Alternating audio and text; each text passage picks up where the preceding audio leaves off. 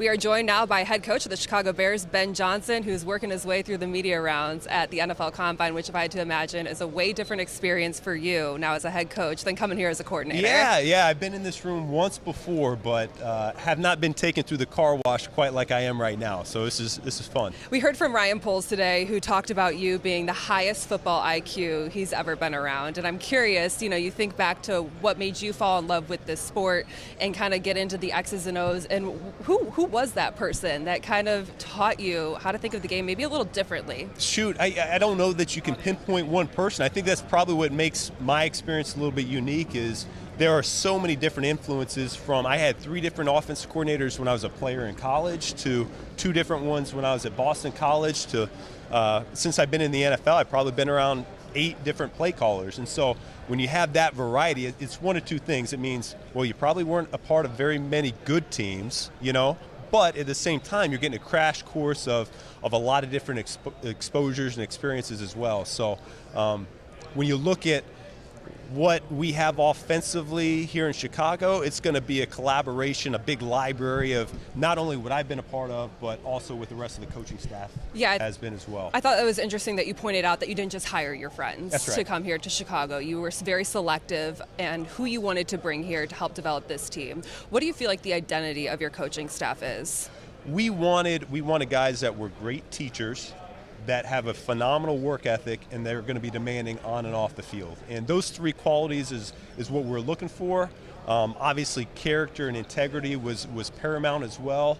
And I really feel like we found that across the board. When you look at the mix of coaches, that's what I'm most excited about is the mix of experience along with energy, along with idea guys that will be excellent on the grass once we finally get out and start practicing. The balance and the compatibility within the whole group, I think, is going to be off the charts. You had mentioned not wanting to take everyone from Dan Campbell's staff, but Antoine Randall L. is a name that you bring with you here to Chicago. First off, did you know his history as a high school athlete in Chicago before hiring him here? Well, I knew he was a really good player of everything, basketball, baseball, and football, but did you know... You're spitting the fun facts at me now. Yeah, you know who drafted him? The Cubs. There you go. What round? Oh, don't ask me detailed questions. I think it was the 14th. I think it was the 14th. I was going to say that he beat Kevin Garnett's team in the Illinois High School State playoffs. See? You can go tell him that you know that now. Well. But we've seen all of kind of like his personality show up on the sidelines in Detroit, especially with Jamison Williams. How do you feel like he's going to wrangle this wide receiver room in Chicago? He's going to be charged with not only the receiver room, but really the offense and the entire team. That assistant head coach title, that means something to me. That means something to him.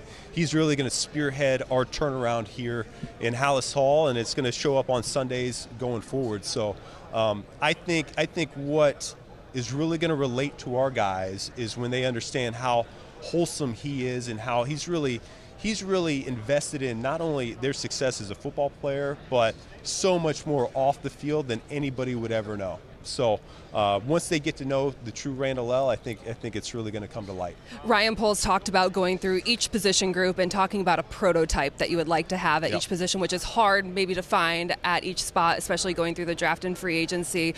But knowing that the offensive line is an area that you had mentioned in your introductory press conference needs to have some new pieces. What is the prototype of an offensive lineman that you want to play on the Chicago Bears? Well, I think it starts with we need smart players up front. You kind of talk about it holistically. Almost every position on the football field, DA on defense and myself on offense, we're really going to prioritize the football intelligence part of it. And once you have that, you can look at length, you can look at anchor. Each position's a little bit different once you start talking about interior, the center position, on out to tackles. And so I think there's a mix of it, and we're looking for good football players. We want to establish that physical nature, our identity, physical, sound, and poised. That needs to show up, and the physical nature of it shows up first and foremost with the offensive line play. So we want to see guys that are finishing around the ball. Can you put into perspective maybe how much having a strong offensive line in Detroit allowed your offense to be so explosive over those 3 seasons? Yeah, well, that offense there in Detroit, that was all predicated on what our players did well, and so because we had the luxury of a very good offensive line, that's what we look to capitalize on and feature. I see Darnell Wright very much in the same mold as a Penei Sewell, and we try to do things the last 3 years in Detroit to highlight Sewell in space, highlight him on one-on-one blocks, him against their best defensive linemen.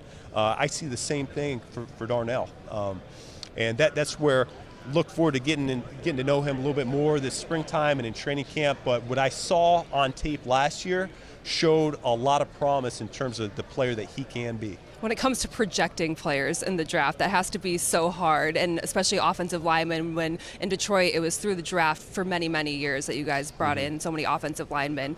Is there anything you can pick up on the tape or the intangibles? I see you kind of smiling. You're but to say these guys have potential to be an all-pro and be a lineman for the next 5-10 years. Yeah, I think what I learned over the last few years is the tape tells the story. And so we're coming here to this setting, and the formal interviews tell us a lot about the football intelligence, about the personality. But at the end of the day, we can't get biased too much by falling in love with a player in a 20-minute formal interview and overlook what he's put on tape. And so that to me is always going to be the overriding factor. We're looking for good football players, not just for the offensive line, but for the entire team. When you get the chance to sit down and watch that tape with Caleb Williams, as you had mentioned, you want him to see the game through the lens of your own eyes. Yep. What are the questions you're going to ask him come April when you're in the room together to get a feel for what he feels strongly about when it comes to an offense, or what makes him comfortable? I think probably one of the starting points we'll have is going over last season. I do want to watch last season with him, not to revisit anything from to linger too long from a year ago, but I need to know his foundation. I need to know what's going on in his head. Probably less schematically and more so some of the situational things that popped up, just what he was thinking, what the communication was like on the headset, just so that I have a baseline to know what he's been exposed to so far. And then once we have that, we're going to be able to build from there.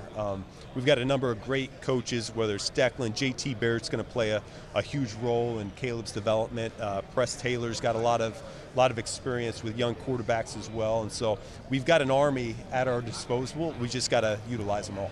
What was the biggest thing you learned from working with Jared Goff, of getting the most out of him, that you feel like you can apply to a different player, but situation where you want to, get the most out of Caleb Williams in a year that's critical to his development as a young player? Yeah, I think, I learned so much from Jared. I learned so much from all those players there, but one thing always resonated with me. He said, where communication lacks, negativity fills. And so what that meant to me was, as a play caller to the quarterback and vice versa, there can never be any gray. We need to just make sure we're always on the same page, even if that means we're saying the same thing again over and over and over, because we just don't want to leave anything up for chance. We're all in this together. I said just a minute ago to somebody else, Caleb's success is going to be my success and vice versa. And so we truly are married in a way. You've been in Chicago for, I think, a month. Does time fly, or are you getting able to settle into your new hometown, all that stuff? We're getting there. Okay. We're getting there. Yeah, it's a lot of time in the building, and it's been beautiful so far, though. I've had the family come in a couple weekends ago. They got a lay of the land, and I think we found a house that we like. Nice. And so it's going to eventually start feeling more like home, but I love everything I've seen at the facility. Everything I thought I was getting myself into, it's been times 10. It's been outstanding. Well, Ben Johnson, we appreciate your time. Thanks for stopping by. Enjoy the week at the Combine. Thank you.